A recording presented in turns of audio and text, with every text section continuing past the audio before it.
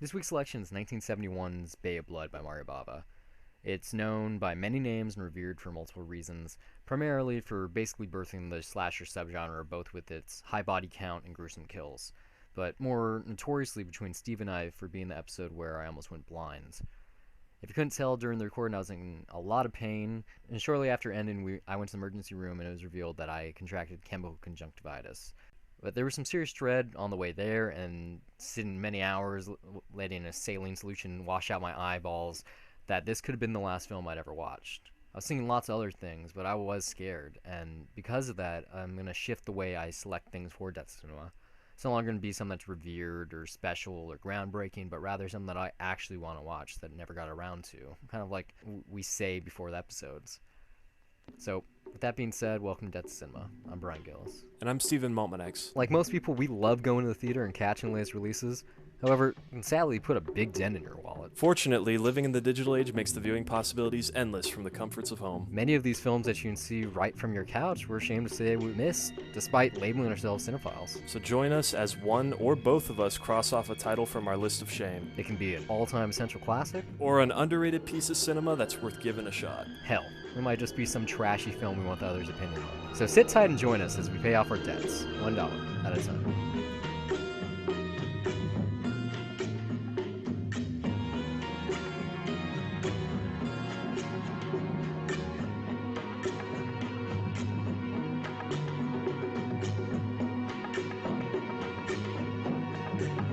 Bay of Blood. You're doing your Halloween thing right now. I'm guessing that this was on there. Yeah, and it just so happened that it was added to Amazon, and I figured that was perfect. By the way, I apologize. I did not know that there was that weird fucking framing on Amazon. I watched my copy that I torrented. You know, I didn't see that until later, but there were reviews on there. I guess it's originally in a 2:35 aspect ratio. There was a little bit of... it was cropped. Yeah, there's a little bit. No, mine wasn't cropped, but there was a mask on the top and bottom with the ratio. It wasn't like on Amazon where there's that weird frame all around. Yeah, see, I didn't know this going in. I only found out later. But I mean, it's, regardless, I thought it was a beautifully shot film. Yeah. Especially just that opening when you see the house. I thought that was really cool. The opening to this film, the suicide, or the forced suicide, if you will. Mm-hmm. The first thing you see, it has like an opening closing image. The first thing you see is the tire spinning. She dies. Her killer's killed, and then the tire spinning again. And on top of that, like, it was really cool that they like flipped it on its head. Usually, like, a horror film opens with a murder like this one does, and it's like, oh, who's the killer? Except in this film, it like zooms out, you see who it is, and then he dies. I was like, whoa, a change of pace. Yeah, I mean, it's refreshing. Like, first off, I had no expectation going to this whatsoever. I knew, like, I saw Mario Bava, and that's a name I'm familiar with. I knew it was like, okay, a 70s Italian horror film, maybe the closest thing I had seen to that before that's similar is Zombie 2. The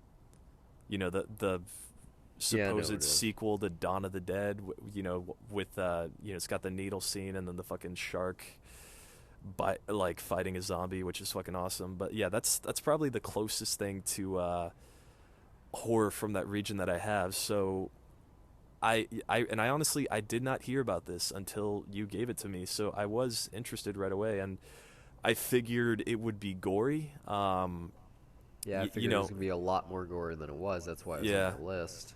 But then, of course, like, I guess I'll, because I'm sure that this is part of your reason why, I'll go to you. So why did you pick this one? I can't remember exactly. I think what it was a couple things. First, I took Italian cinema at Cal State Long Beach, and I really liked the class, and I've always kind of liked Italian films, even though I haven't seen many of them. Not a big fan of spaghetti westerns, but whatever. In all, like, I find them interesting. But, like, I haven't seen many giallo or Italian horror films. I did see a couple last year. I have a couple more on my list this year. I hadn't seen a Mario Bava film, and I'd heard good things, and there's a couple others on my list that potentially... But I don't know where it was. I was, like, on Reddit, or I was on IMDb, or maybe I was on Letterboxd.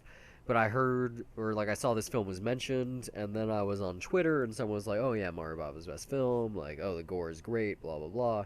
I was like, okay, like I kind of want to see this. I don't know anything about it. It sounds like it's gory. The title sounds really cool. But yeah, I knew nothing, and I don't know. I wasn't surprised. It was about what I thought it was. I thought some cool parts are really cool. I like the mystery aspect. That's not something you see in horror often. Or I mean, you do, but you don't. Not in this way. It's more like who the killer is, and this actually had like an actual mystery to it. Like there was that family drama going on, which is like pretty generic. You know, like oh, we want the land rights. Who has the will? Hmm. Um, but I thought it was done pretty well, even though there was that like really lame parlor scene with the stepson, or the illegitimate son, if you Yeah. will. But I thought it was fun. Like it was a good time. I think this would be a good movie to put on at like a dinner party or something. Like really, feels like the '70s. It's definitely a '70s flick. The dubbing wasn't so bad. Like No. I look forward in foreign films, but it was a pretty good dub. Yeah. No, I mean, it worked. I like, although for me, I wasn't taking the movie that seriously to begin with, Yeah. so that worked for me on that.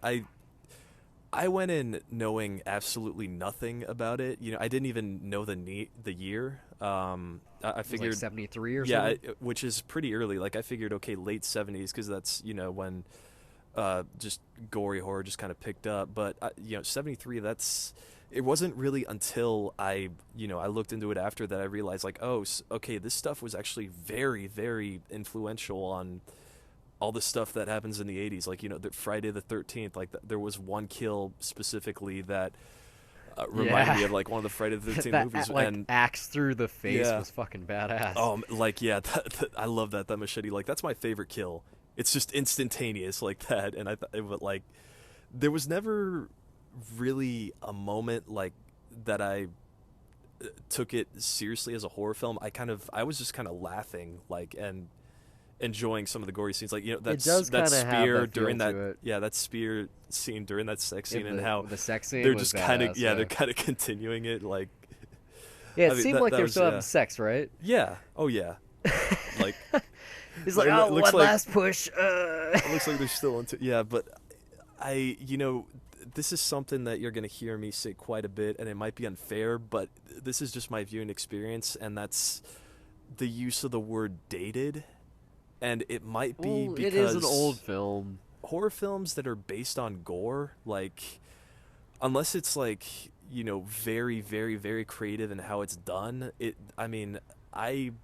that was something that I was into like 10 years ago when I was in middle school or high school, but now these things like very, very rarely work for me anymore. So like I can still enjoy gore. Like I'm still a fan. if there's some like is over the top and gory, like I can still get into it and enjoy it like on its own terms. But there's usually other elements at play that I'm enjoying instead of just that. Like if I'm watching Hot Fuzz, like I'm into the story, I'm into the jokes, and like the very violent kills in that like are Especially when James Bond is involved. oh yeah, especially Well, a like James Bond. yeah, like they're very shocking and cringe-inducing, but like there is more in there for me to enjoy that than just the gore. Like the gore is a tiny bit of that.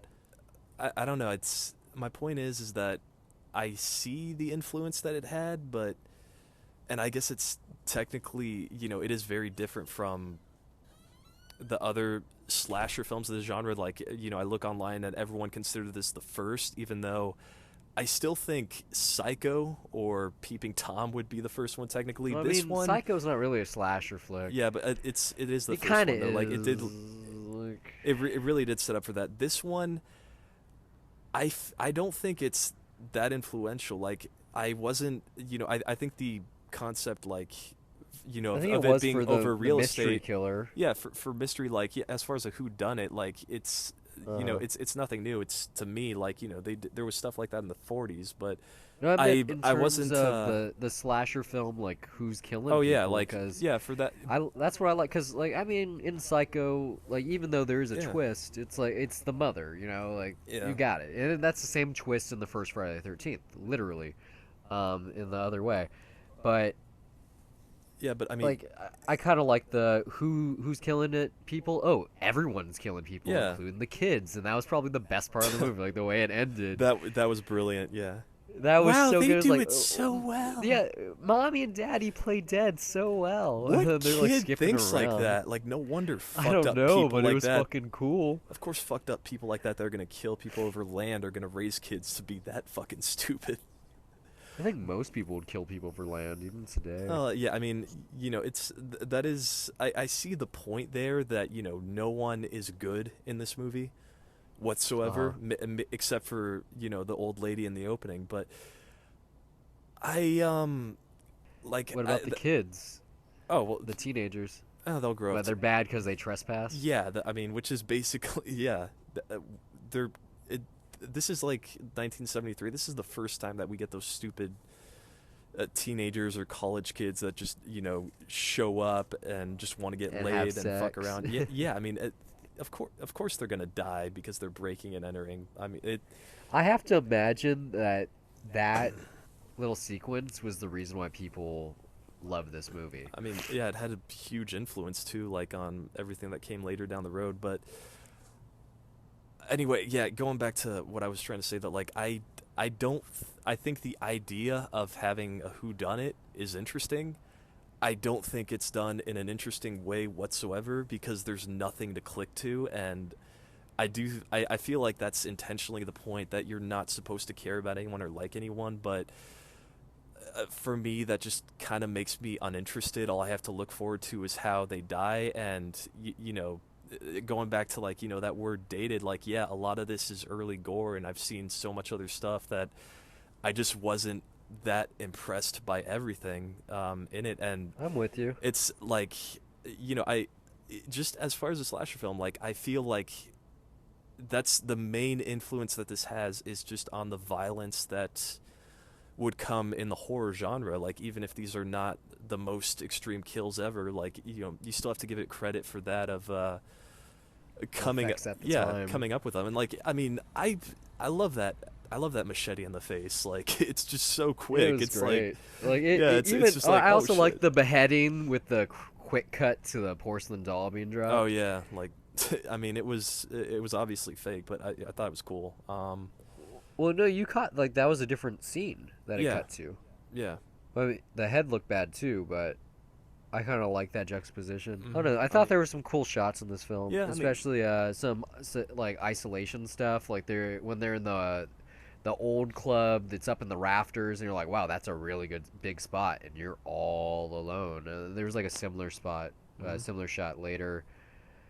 Some really weird and / interesting point of view stuff too. Like, Oh, not yeah, the like- opening one with the ripples in the pond, but towards the end with the matches. Which, in the yeah, dark that was house. great. Like, that was the most That was tension that I ever really- felt. Yeah, that was some really good point of view stuff. Yeah, I mean, that was the best. To me, that's the best scene in the movie. Like, as far as a quality scene, that narratively, like, just that situation, I found interesting. Like, the gimmick with matches has been done before in other But movies, that's but this is probably the yeah. first one too. Like, or one of them. I want to say, like, there's probably something from the 40s that probably something from did the something. silent era. Yeah, with I mean, but it was really well done. I mean, just the way that I come down on this is, I thought it was okay. I'm just kind of more numb to gore these days. So, like, if it's just gore for the sake of gore, it's very, I don't know. I can't get into it just on an aesthetic level anymore. But I can appreciate that it works for other people. I can appreciate that this is trying to make a point that, it's with the real estate thing. Like, I appreciate that it's trying, because I see, like, I'm looking at the Rotten Tomatoes, like, little quotes in there, and everyone's going like, oh, Mario Bava's a genius and whatnot. And I'm just I just don't get that feeling whatsoever. I'm not good enough for that appreciation. Maybe one day I will be. I don't know, but for me, I don't know. I don't think that's gonna happen anytime soon. But I don't know. I think maybe I have to see more of his work. yeah. But yeah, I thought it was fire. Like, what was it, like It's 87 like, minutes yeah, long? hour and 20. Yeah, something like that. Like, it was fairly short. it was a good little like blast from the past, like nostalgia type thing. Like this is totally one of those. It could be played on like local access TV at midnight type Yeah, I films. think for me, like, a great viewing experience for me would have been this at the New Beverly with a crowd. Like Uh, that's where I imagine I've gotten the Reacting to most the enjoy. kills. Yeah, like I would have gotten more enjoyment out of it, or not just the kills, but like just those, laughing at the The more ridiculous lines of moments. Like, dialogue. yeah, I mean, because it's pretty fucking hilarious. But as it was, all I did was just I had a tablet. I was just laying back on my bed during the day alone, and it's That's what something I that, did this yeah, morning. and it's something I just feel like I could have enjoyed more probably if I did benefit with that having that communal experience. But I see that there could be an appeal there, and like this would work with an audience. But I don't know. As it is, I saw it and I just felt like, okay. Yeah, I thought, I wouldn't say I was let down, but it wasn't exactly what I thought it was. But given that I didn't do any research and the era that it came from, and, kind of what you said, that this is the precursor to the slasher film, yeah, it doesn't stand up that well, but it was fair. Like, it wasn't long. It's on Amazon. I think it's fun. It's a fun watch given, streaming and what's usually on there. But most modern audiences probably can't watch this just because it doesn't have like it doesn't really cross the generations well. Like it didn't age as well as most No, films do. no. I mean, and it's just you see how this has the influence there, and we've definitely built upon that and made better movies. And for any cinephile just interested in seeing, just pieces of cinema for the sake of history, then absolutely it's worth a watch. But with a title like Bay of Blood, I was expecting more of a bloodfest, and Yeah, I yeah, mean, I think that's what it like. I was thinking about it during the movie. Like Bay of Blood makes sense when you think about it. It's hmm about a bay that is causing blood, but initially I thought it's so much blood that it's like a bay of it. And obviously you felt the same way. yeah. I So mean, great naming on their part. Well, thanks for listening, guys. I hope it's been a pleasure. If you enjoyed it, you can find updates and when episodes go live on Facebook and Twitter at Dollar Reviews. You can follow me personally on Twitter at Brian Gillis, that's BryonGillis, and also under the same name on the lovely site Letterboxd, which acts as my film diary, where I rate the films I watch on an almost daily basis, write the occasional review, and even sometimes compile lists. you can also find me on Twitter at s_mtx, and also follow my film diary at letterbox.com. My username is also s_mtx. There I log everything I watch and sometimes write brief reviews. If you loved what we said, you'd like to contribute some talking points, or you just want to laugh at us and send us hate mail, you can do so at dollar.review@gmail.com. And since we don't know where you're listening from, you can find our recent reviews on iTunes by searching Dollar Reviews. We're also on SoundCloud at soundcloud.com/Dollar Reviews. And if you're sad that you missed a review and you can't find it on either of those platforms, you can find our entire archive at youtube.com/Dollar Review. Once again, that's Dollar Review, one word without the S. Until next time, keep the change.